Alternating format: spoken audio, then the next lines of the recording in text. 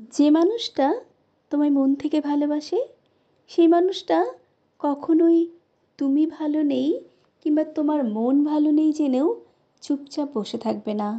শোনার পর অন্য কিছুতে ব্যস্ত থাকা তো দূরের কথা, পৃথিবীর অন্য কোনো ধ্যানে সে কখনোই মগ্ন থাকবে না। তার চিন্তা ভাবনা ধ্যান কেবল তুমিটার প্রতিই থাকবে। তুমি যাকে প্রিয় মানুষ ভাবো সেও যদি তোমায় প্রিয় না ভাবে, তবে সেক্ষেত্রে তুমি কেবল তার থেকে মেকি ভালোবাসাই পাবে।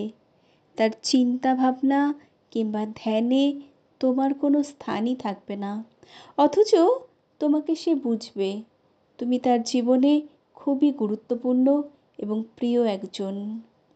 যে যাকে সত্যিই ভালোবাসে সে পুরো পৃথিবীর মধ্যে তার ভালোবাসার মানুষটার থেকে গুরুত্ব আর অন্য কাউকে কিংবা কিছুতে দেয় না, দিতে পারেও না।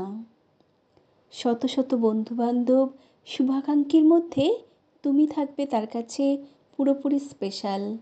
যে তোমাকে ভালোবাসেই না তার কাছে নিজের অসহায়ত্ব বোঝাতে গিয়ে তুমি তার করুণা পেতে পারো, কিন্তু কখনোই ভালোবাসা পাবে না। অন্য ৮-১০ জন মানুষের সাথে যেমন কথা বলো, সময় দেয়, তোমাকেও ঠিক তাই দেবে। তবে এখানে একটু তফাৎ থাকবে। অন্য ৮-১০ জন মানুষের সাথে প্রেম ভালোবাসা নিয়ে কথা হয় না, তবে তোমার সাথে ভালোবাসা নিয়ে কথা হয়। এদিক থেকে তুমি তার ভালোবাসার মানুষ।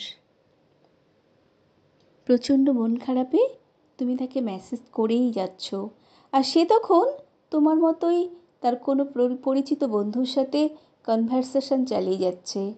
ব্যাপারটা কেমন একটা অদ্ভুত, তাই না?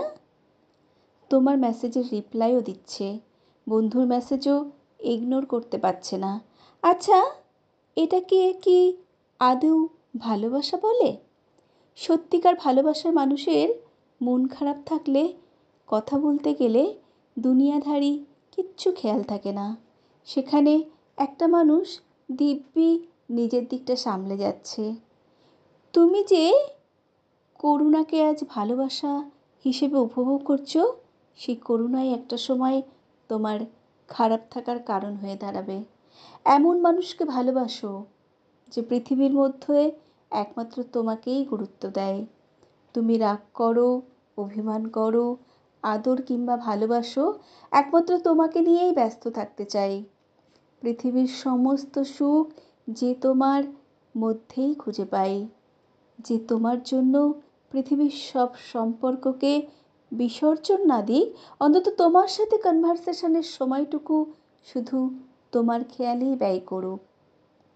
আর যে সবার সাথেই সম্পর্ক ঠিক রাখতে চায় সে তোমার জীবনের জন্য শুধু যন্ত্রণাময় নয়, বরং বিপজ্জনকও বটে। এইসব মানুষ থেকে নিজেকে সরিয়ে এনে নিজেকে একা বিস্তার করো। সাময়িক খারাপ লাগলেও অন্তত কেউ পাশে থাকার পরেও নিজেকে বড্ড একা লাগার ফিলিংসটা অন্তত হবে না।